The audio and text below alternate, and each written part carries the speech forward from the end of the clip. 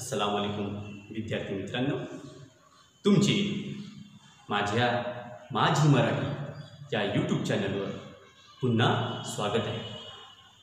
बच्चों, आज हम विषय मराठी संयुक्त यानी कंपोजिट का इयत्ता 9वी का पाठ तीसरा पाठ पाळण्यातले पाय, इस पाठ के लेखक है राजा मंगळवेढीकर। इस पाठ की हम शुरुआत करने जा रहे हैं। तो बच्चों, पाठ की शुरुआत करने से पहले आप लोग अपनी अपनी मराठी की किताबें और एक एक पेन से निकाल के रख लीजिए, ताकि जब भी कोई डिफ़िकल्ट वर्ड्स का अर्थ मैं बताऊँ तो उसे किताब में ही पेंसिल से अंडरलाइन करके किताब में ही आप लिख लीजिए। तो बच्चों, शुरुआत करते हैं। इस पाठ में लेखक ने हमें क्या बताया है वो देख लेते हैं। न्यूटनच्या बालपणातील चौकसीपणाची चुणूक दाखवणारे अनेक प्रसंग प्रस्तुत पाठात वर्णन केले आहे। तो इस पाठ में लेखक श्री राजा मंगळवेढीकर इन्होंने सर आइजैक न्यूटन के बचपन के किस्सों के बारे में हमें इस पाठ में जानकारी दी है। तो बच्चों, हम पाठ की आपसे शुरुआत करते हैं। एका नदीच्या काठी एक लहानसे घर होते। त्या घरात आयझॅक हा मुलगा आणि त्याची म्हातारी आजी राहत होती। मुलगा मोठा चतुर आणि बोलका होता। तो दिवसभर आपल्या म्हाताऱ्या आजीला हेच का तेच का असेच का तसेच का असे नाना प्रश्न विचारून भंडावून सोडतो। रोज आजूबाजूला दिसणाऱ्या गोष्टी, होणाऱ्या घडामोडी या साऱ्यांबद्दल एक विशेष कुतूहल या मुलांमध्ये जागे होते। म्हणूनच पाऊस पडू लागला की हा विचारी, आजी हे पानी कुठून येतं ग? तो सबसे पहले हम लोग शब्दार्थ लिख लेते हैं। नदीच्या काठी मतलब नदी के किनारे, म्हातारी आजी मतलब बूढ़ी दादी, चतुर चतुर मतलब होशियार, भंडावून सोड़ी भंडावून सोड़ने मतलब परेशान करके रख देना, घड़ामुड़ी घड़ामुड़ी मतलब सरगर्मी एक्टिविटी, कुतूहल कुतूहल मतलब जिज्ञासु। तो बच्चों, आइजैक न्यूटन अपने बूढ़ी दादी के साथ नदी के किनारे एक छोटे से घर में रहते थे। बचपन से ही वो एक होशियार और जिज्ञासु लड़के थे।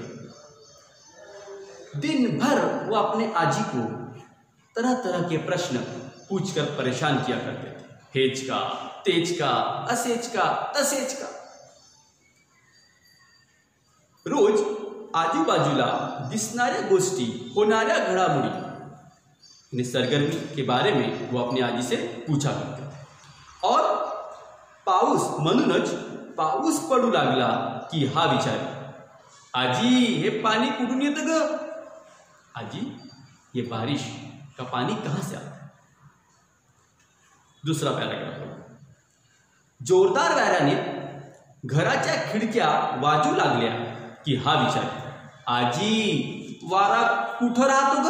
देखो बच्चों, क्या उनके बचपन के सवालात थे कि जब भी हवा जोरों से चलती और खिड़कियां आवाज करती तो वो अपने आजी को पूछते थे, आजी वारा कुठं राहतो ग? आजी ये हवा कहाँ रहती है? नदीत टाकलेला कागदाचा कपटा, चिंदी, गवताची काडी, पाण्यातले चाललेली पाहिली की हा विचार, आजी नदीच्या पाण्याबरोबर हे पदार्थ वाहत का जातात? म्हातारी आजी सांगता येईल तेवढे त्याला सांगेल, पण कधी कधी तिलाही माहीत नसे। अशा वेळी ती तरी काय सांगणार त्याला. मग काहीतरी सांगून ती वेळ मारून नेई. कधी तर कधी गप्प बसून राहील. तो बच्चों शब्दार्थ देख लेते हम लोग. कागदाचा कपड़ा. कागदाचा कपड़ा मतलब कागज का टुकड़ा. चिंदी. चिंदी तो हम बोलते हैं कपड़े का, फटे पुराने कपड़े. पदार्थ मतलब चीज. गप्प बसून रहने मतलब चुप रह जाना. तो जब भी न्यूटन बहते हुए पानी में कागज का कपड़ा, चिंदी, गवताची काड़ी ये बहते हुए देखते तो अपने आजी को पूछते थे कि आजी ये नदी के पानी के बराबर ये चीजें क्यों बहती है. ऐसे कई तरह के प्रश्न, कई तरह के सवाल वो अपने आजी को पूछकर परेशान किया करते थे. आजी को जितना समझ में आता था आजी जवाब देती थी, और जो सवालों के जवाब उसके पास नहीं होते थे तो वो चुप होकर समय बिताती थी. तर विद्यार्थ्यांनो आता आपण बघू म्हणजे चौथा उतार. पण या मुलाला चैन पडत नसे. त्याच्या शंकेचे बरोबर उत्तर मिळाल्याशिवाय त्याला समाधान लाभत नसे. त्यासाठी तो मग शेजाऱ्या पाजाऱ्यांकडे जाऊनही प्रश्न विचारत असे. कधी कधी तासन तास आभाळाकडे टक लावून बघे, तर कधी नदी किनारी तहान भूक विसरून जाई. तो शब्दार्थ बघा. शंका. शंका मतलब मुश्किल या बोलेंगे उसकी मुश्किलात, सवाल जवाब. शेजाऱ्यां पाजाऱ्यांकडे मतलब नेबर्स, जिसे हम बोलेंगे पड़ोसी. आभाळ. आभाळ मतलब आसमान. नदी किनारी. नदी किनारी बोले तो नदीच्या काठी या नदी के किनारे. तहान भूख. तहान मतलब होता है प्यास और भूख मतलब भूख. तो भूख प्यास. तो न्यूटन अपने आजी को तरह तरह के सवाल पूछा करते थे. जितना उनकी आजी को समझता था वो उस नन्हे न्यूटन को जवाब देती थी, लेकिन कुछ वो जवाब नहीं देती. तो इस नन्हे न्यूटन को अपने उत्तरों से समाधान नहीं मिलता, तो वो अपने आस पड़ोस के लोगों से भी सवाल पूछता था और घंटों आसमान की ओर टक लगा करके देखता था, और नदी किनारे भूख प्यास भूलकर वो घंटों बैठा करता था. इस तरह से एक नन्हा न्यूटन अपनी ही दुनिया में हमेशा खोया रहता था. चला आता आपण बघू नेक्स्ट पॅराग्राफ. एके दिवशी तो असाच खडकावर नदीच्या पाण्यात पाय सोडून बसला होता. घरात म्हातारी आजी जात्यावर धान्य दळत होती. जात्याचा घर घर आवाज ऐकू येत होता. मुलाचे कान त्या फिरत्या जात्याच्या आवाजाकडे नी डोळे वाहत्या पाण्याकडे होते. चटकन त्याच्या मनात आले, हे पाणी दगड गोट्यांनाही आपल्या बरोबर वाहून नेत आहे. एवढी शक्ती या वाहत्या पाण्यात आहे, तर मग त्याच्याकडून आणखी काही काम का करून घेऊ नये. शब्दार्थ बघा. खडक. खडक मतलब होता है बड़ा पत्थर. जात्यावर धान्य दळणे. जाता जाता जाता मतलब बोलेंगे आटा पीसने की चक्की. तो घरात म्हातारी आजी जात्यावर धान्य दळत होती. घर में बूढ़ी दादी चक्की पर अनाज पीस रही थी. तो बच्चों शुरुआत करते हैं. तो एक बार क्या हुआ कि एक नन्हा न्यूटन नदी के किनारे एक पत्थर पे बैठा था, और घर में उसकी आजी चक्की पर अनाज पीस रही. तो चक्की की आवाज़ उसके कानों में घिर घिर करके आवाज़, ऐसी आवाज़ के कानों में आ रही, और नन्हा न्यूटन पानी की ओर देख रहा था. मतलब कान उसके उस चक्की की आवाज़ की ओर, लेकिन आंखें नदी की बहाव की ओर. तो वो बैठते बैठते सोचने लगा कि इस पानी में कितनी ताकत है कि ये अपने साथ साथ कितने पत्थरों को, छोटे बड़े पत्थरों को, झाड़ों को, लकड़ियों को, कचरों को कितना बहा के ले जाता है। तो इस पानी में कितनी ताकत है, तो क्यों ना हम इस पानी के बहाव से इसका उपयोग करें। काय प्रश्न उठतो त्याच्या मनात बघा, तर मग एवढी शक्ती जर या वाहत्या पाण्यात आहे तर मग याच्याकडून आणखी काही काम का करून घेऊ नये। चलो अब हम देखते हैं नेक्स्ट पैराग्राफ। खरलेच मनाशी निर्णय पक्का झाला, तो उठला, घरी गेला, त्याने आपली पुरचुंडी काढली। आजीने वेळोवेळी खाऊसाठी दिलेले पैसे काटकसरीने खर्च करून त्याने ही पुंजी जमा केली होती। त्या पैशातून त्याने काही वस्तू खरेदी केल्या। नदी किनारी खडकावर बसूनच त्याने एक चक्र तयार केले। ते चक्र त्याने एका सळईला जोडले। पाण्याच्या जोराने चक्र फिरेल अशा रीतीने तो त्याने प्रवाहाजवळ बसवली। पाण्याच्या प्रवाहाने चक्र फिरू लागले, ती सळईही फिरू लागली।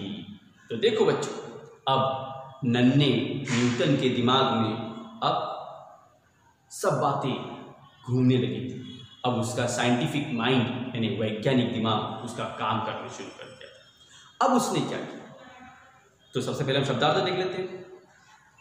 पुरचुंडी काढ़ी, पुरचुंडी जिसको हम अंग्रेजी में कहते हैं पिगी बैंक, गल्ला जिसमें बच्चे पैसे जमा करते हैं। उसके बाद सड़ई, एक नया शब्द आया है सड़ई। सड़ई मतलब होता है सलाख, सलाख को बोलते हैं सड़ई। प्रवाह, पाण्याचा प्रवाह मतलब पानी का बहाव। पाण्याच्या प्रवाहाचे चक्र मतलब पानी के बहाव का चक्र। तो एक बार क्या हुआ, न्यूटन ने अब बहते हुए पानी का इस्तेमाल करने के लिए उसने ठान लिया। तो उसने क्या किया, वो घर गया, उसने अपनी पुरचुंडी निकाली। पुरचुंडी मतलब गल्ला निकाला। जो उस गल्ले में उसके आजी ने जो पैसे दिया करती थी, उसकी आजी पॉकेट मनी के लिए उसने एक एक पैसे जमा करके वो गल्ले के पैसे निकाले और अपने चीज बनाने के लिए, चक्र बनाने के लिए उसने सामान खरीदा। फिर वो नदी किनारे गया और उसने उस खड़क पे जहां वो बैठता था वहां पे एक चक्र बांधा और उस चक्र को उस सड़ई से, सड़ई मतलब सलाख से जोड़ दिया। तो जैसा ही पानी बहाव से वो चक्र को घुमाता तो सलाख यानी सड़ई भी उसके चक्र के साथ घूमती। बच्चा बहुत खुश हुआ, आखिर कि उसका ये वैज्ञानिक दिमाग का उसका पहला प्रयोग था, पहला उसका प्रॅक्टिकल था। फिर देखते क्या हुआ। फिरते चक्र पाहून त्या मुलाला एवढा आनंद झाला की तो धावत धावतच घरी आजीकडे गेला आणि म्हणाला, आजी आजी माझे फिरते चक्र पाहायला चल। अब देखिए बच्चों, उस नन्हे न्यूटन ने एक नया मॉडल बना लिया था। जैसा जैसा पानी बहता वो चक्र घूमता और साथ में सलाख भी घूमती, सड़ई भी घूमती। तो इतना खुश हुआ कि वो दौड़ते हुए गए अपने आजी के पास और कहने लगा, आजी आजी माझे फिरते चक्र पाहायला चल। क्या आजी आजी तू मेरे साथ वो घूमता हुआ चक्र देख, मैं तुझे दिखाता हूं। Next paragraph.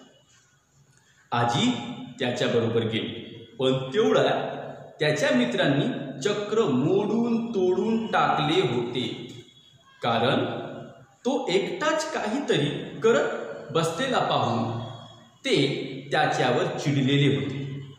तो राग त्यांनी असा काढला होता, तिथे काहीच नाही हे पाहून आजीलाही मुलाचा राग आला। त्याने असले तऱ्हेवाई बोलणे नी वागणे तिलाही पसंत नव्हते। शेवटी मुलाने नीट शिकावे सवरावे म्हणून तिने त्याला दुसऱ्या एका गावच्या शाळेत ठेवले। तर शब्दार्थ बघा पहिले। राग येणे मतलब गुस्सा। शिकावे सवरावे मतलब पढ़ना लिखना। अब न्यूटन ने अपने आजी को लिया और वहाँ अपने चक्र के पास उसे दिखाने ले गए, लेकिन वहाँ देखता तो सब टूटा फूटा। वो शॉक हो गया। उसने देखा कि वो सब टूटा फूटा पड़ा है, तो ये सब उसके दोस्तों ने किया। उसके दोस्तों ने देखा कि एक नन्हा न्यूटन, हमारा दोस्त, अकेला बैठा है और वो अकेले ही कुछ कर रहा है। उसने अकेले ही पूरा सेटअप किया था, वो चक्र बनाया था। तो बच्चों को गुस्सा आया और बच्चों ने, उसके दोस्तों ने क्या किए, जैसा ही वो अपने आजी को बुलाने गया, उसको पूरा तोड़ फोड़ करके रख दिया। अब लेकिन जब नन्हा न्यूटन अपने आजी को लेकर पहुंचा तो सब टूटा फूटा पाकर वो डर ले गया। आजी को भी गुस्सा आ गया। आजी ने भी परेशान होकर, वो अच्छे से पढ़े लिखे यानी चांगले शिकावे सावरावे म्हणून, आजी ने क्या किया, उसको दूसरे गांव में उसको स्कूल में डाल दिया। तो बच्चों, इस तरह से हमारा पाळण्यातले पाय भाग 1 समाप्त होता है।